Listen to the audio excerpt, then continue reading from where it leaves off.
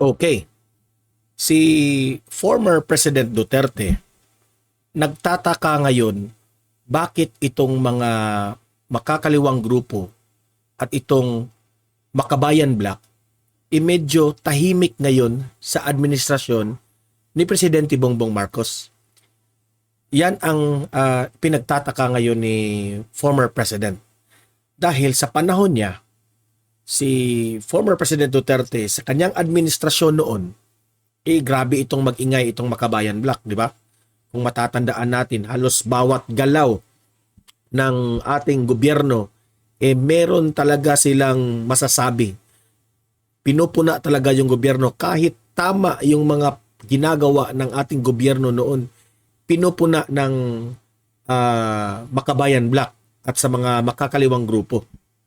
So nagtataka ngayon itong si former President Duterte na kung bakit ngayon tahimik itong Makabayan Black, tahimik itong mga makakaliwang grupo, pati itong mga media ngayon, tahimik sa mga pambabatikos sa gobyerno. Ba? Hindi mo makikita na binabatikos nila ang administrasyon ni Presidente Bongbong Marcos. So nagtataka itong si former President Duterte dito. Okay? So yan ang ating pag-usapan. Bakit? Bakit tahimik sila ngayon? Yan ang pag-uusapan natin. Pero bago ang lahat, help me na i-like at i-share itong video natin sa Facebook at sa YouTube para kakalat ito sa taong bayan. Okay? Sabay-sabay tayong mag-like and share. 1, 2, 3, go! Thank you. And also guys, i-subscribe, i-follow itong Don Mar TV sa Facebook at sa YouTube rin para always kayong updated sa mga balita na kagaya nito. Okay? So, sabay-sabay tayong mag-follow and subscribe sa Don Mar TV. 1, 2, 3, go! Okay, shout out nga pala sa mga faculty dyan sa Department of Education, sa Sports and Athletics sa Norsu Campus. Okay? Ang ating mga coaches dyan, shout out sa inyong lahat. Kina Bors, kina Ramil, kina Chudy, shout out sa inyo. So, pag-usapan natin ngayon itong pananahimik ng Makabayan Black, pananahimik ng mga media ngayon, mainstream media, pananahimik ng makakaliwang grupo. Okay? Alam nyo ba kung anong sino lang yung nag-iingay sa panahon ngayon? Itong mga vloggers, kagaya ko. Nag-iingay tayo, mga vloggers, some of the medias, no? Pero konti lang, no? Nag-iingay, sometimes we have to critic on the sa pangyayari ng ating gobyerno, no? Yung mga tiwaling pulis, mga tiwaling mga government officials, binabatikos natin yan. Pero pag meron naman silang mga magagandang ginagawa, atin namang pinupuri dito sa ating channel, di ba? Ngunit, subalit, itong grupo na ito na expected natin na mag-iingay, itong Makabayan Black, makaliwang grupo, mga dilawan na mga media, no? Tahimik sila ngayon. Okay? So, ito ipapakita ko itong video na ito na si former President Duterte nagsalita tungkol dito. Ating i-analyze yan at tayo ay magre-react dyan, okay? So let's play the video. Play. Wait muna. Di ko pala na-save yung video. Ayan. Ipinagtataka ni dating Pangulong Duterte ang tila pagiging tahimik kayo ng mga makakaliwang grupo maging ng CPP, NPA, NDF sa ilalim ng administrasyon ni Pangulong Ferdinand Bongbong Marcos Jr. Punto ng dating Pangulo na sa ilalim ng demokrasyang bansa ay karaniwang nag-iingay pareho ang administrasyon at oposisyon. So yan ang ibig sabihin ni former President Duterte. Bakit niya brinot up itong topic na ito? Kasi sa gobyerno, sa bansang demokrasya kagaya ng Pilipinas, dapat talaga, no? Meron talagang mga mag-iingay, yung mga oposisyon at yung ating gobyerno. That's how democracy works in the Philippines or in other countries. Basta under kayo sa democratic type of government. Kasi check and balance to eh. Kasi kung walang mag-criticize, no? Kawawa ang taong bayan. Bakit? Kasi walang sa sitwasyon natin sa Pilipinas, halos mga vloggers lang ang nagkriticize sa ating gobyerno.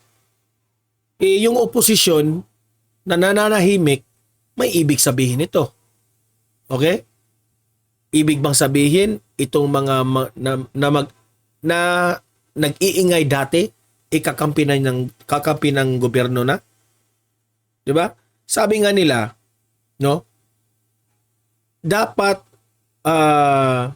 ang isang art o isang sa palagay natin, merong programa o art na nangingailangan ng kritisismo para, for example give you an example. Merong sayaw, maganda yung choreography ng sayaw. Dapat may mag-criticize. Dapat may mag-critic to improve more. To improve kung ano yung dapat baguhin. Ganoon rin sa ating gobyerno. Dapat merong mag-criticize para malaman natin kung ano yung mga mali na maitama ng gobyerno. Yan ang ibig sabihin dito ni former President Duterte. Healthy government. Dapat opposition mag-criticize tapos i-explain naman ng gobyerno kung tama ba ito o dapat ba itong baguhin o dapat ba itong i-improve. Di ba?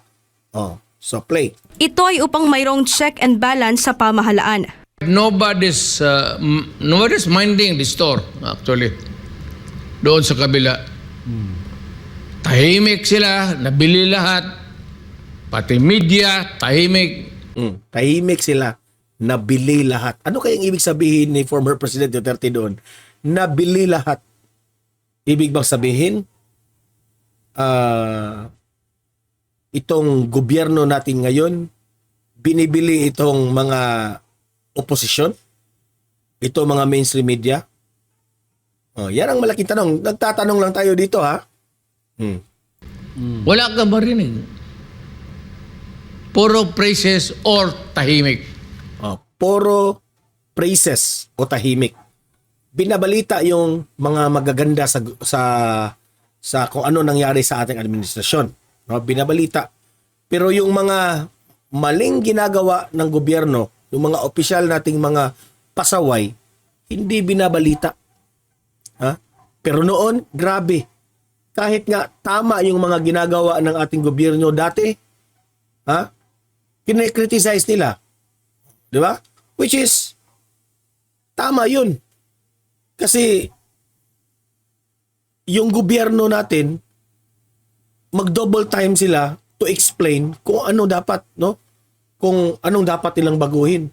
Ngayon, kung walang mag-criticize, so kahit mali yung ginagawa ng ating gobyerno, mapapatuloy yun. Kung merong, like for example yan, diyang sa Kamara, na gusto nating i-liquidate, yung kanilang mga ginasta dyan, yung mga travel expenses, extraordinary funds, yung mga maintenance na umabot ng 16 billion, hindi ito pinag-usapan ng mainstream media ngayon.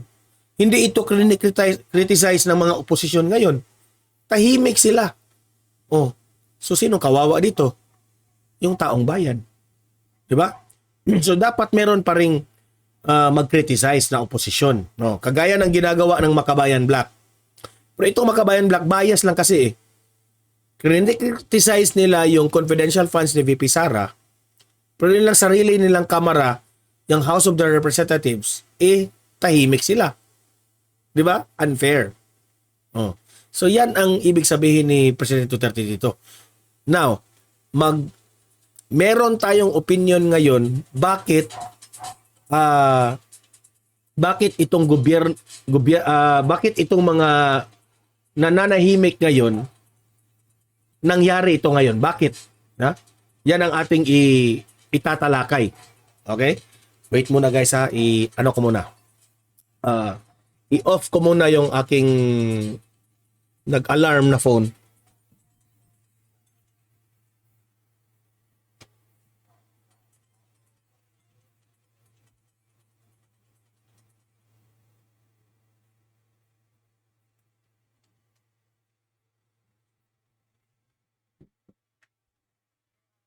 Okay, balik tayo. Okay. So, sasagutin natin yan. Bakit nananahimik sila ngayon? Okay? Have you not noticed that? Is that really the environment of a democracy? Walang nagkikriticize mali man o hindi. Nobody's pointing at somebody or something which is not right or not good for the Filipinos. Not necessarily the president. Kaawa naman si Marcos. Yung mga tao sa baba, their actuations, the way they perform their duties, wala yan. Partikular na pinatamaan ni dating Pangulong Duterte ang makakaliwang grupo sa Kamara na suportado ang prinsipyo ng ayan. CPP, NPA, NDF. Mga komunista tahimik. Wala namang komunista. Di ba? So, pati komunista, pati itong Makabayan Black, tahimik sila. No? So, ipapakita ko itong picture na ito. Ayan. Bakit sila nananahimik? Ito yung conclusion ko, ha? Ito yung analysis ko. Pwede ako magkamali dito, pero sa aking palagay, ito yon. Tingnan mo ang picture na yan.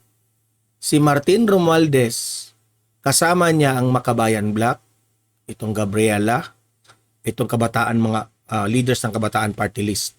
Ayan sila, nagpupulong. That picture says 1,000 words. Oh? Tingnan niyo ang katabi ni Martin Romualdez, si Arlene Brosas. Oh. Yung mukha ni Arlene Brosas dyan,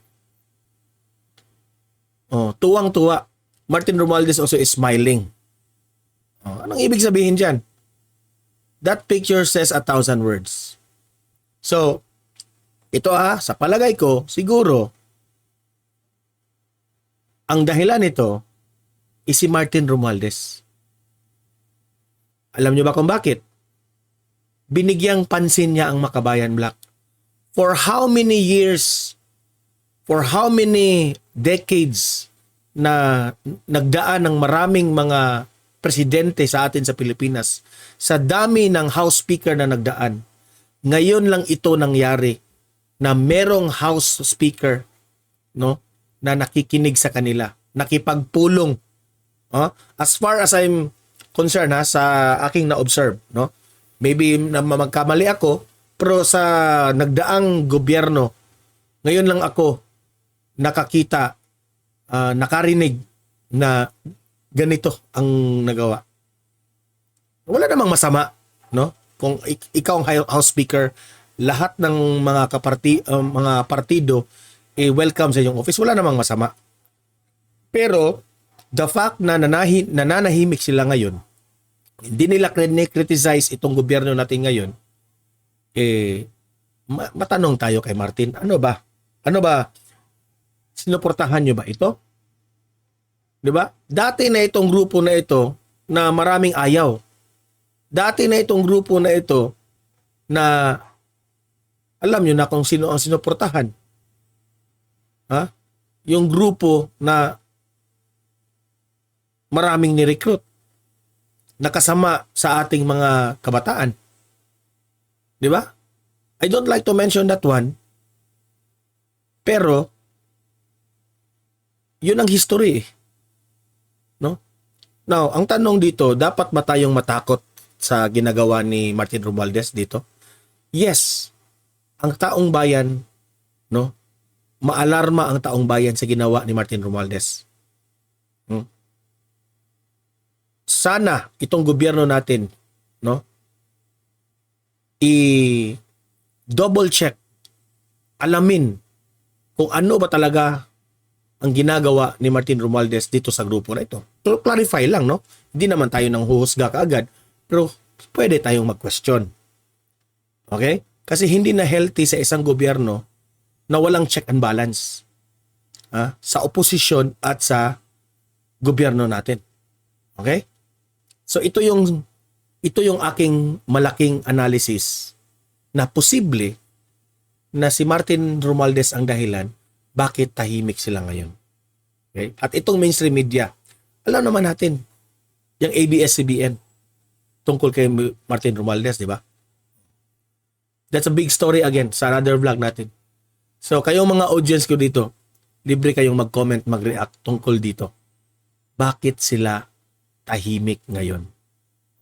No problem about Presidente Bongbong Marcos because nananahimik si Presidente Bongbong Marcos because he is too focused sa kanyang trabaho, which is a good thing. Itong si Presidente Bongbong Marcos. Pero itong ginagawa ni Martin Romualdez, sablay. Okay? Maraming sablay. Hindi lang yan, no? Marami pa. Many to mention. Para sa akin, na sablay. So, comment down below. Pag-usapan natin yan sa comment section. Okay? Like, share this video para kakalat ito sa taong bayan. Subscribe, follow Don Mar TV para lagi kayong updated sa mga balita na kagaya nito. Okay? See you on my next vlog. Have a great day. God bless inyong lahat.